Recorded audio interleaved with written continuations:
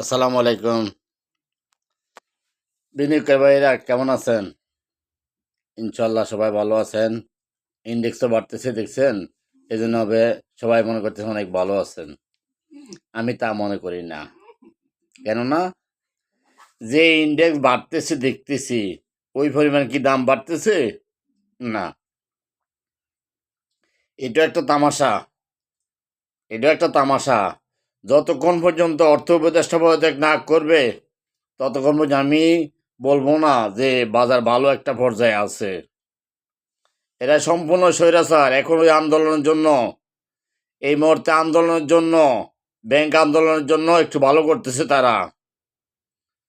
এই সবচেয়ে স্বৈরাচার হলো রাশেদ মাকসুদ, তারপর হলো অর্থ উপদেষ্টা সালাউদ্দিন। এই অর্থ উপদেষ্টা বলা যাবে না, এই অর্থ ধ্বংসকারী।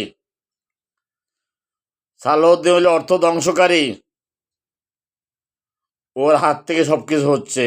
ওর মেন গডফাদার। ওই বাপে ভূতে মিল্লা, পুঁজিবাজার খাইছে গিল্লা, ব্যাংক খাইছে গিল্লা, বাপে ভূতে মিল্লা শেয়ার বাজার ধ্বংস করতেছে।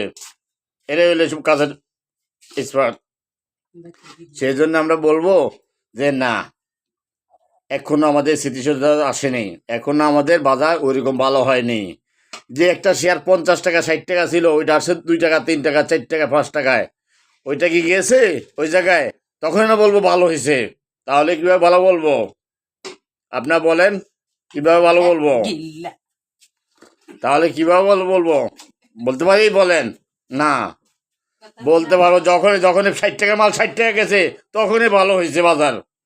আর 60 টাকা কেমন বলবো? আজকে যে 15 মাস 16 মাস যে ধ্বংস হয়েছে, মানুষের যে পুঁজি আটকে রাখছে, এটার জন্য কি এরকম প্রফিট আইছে? 60 টাকার উপর যাইতে হবে, তখন বলা যাবে ভালো। যতক্ষণ পর্যন্ত অর্থ উপদেষ্টা সালাউদ্দিন পদত্যাগ না করবে ততক্ষণ পর্যন্ত গ্যারান্টি না। আপনারা কি বলেন? মতামত দিয়ে জানাবেন। ইনশাল্লাহ। Good bye.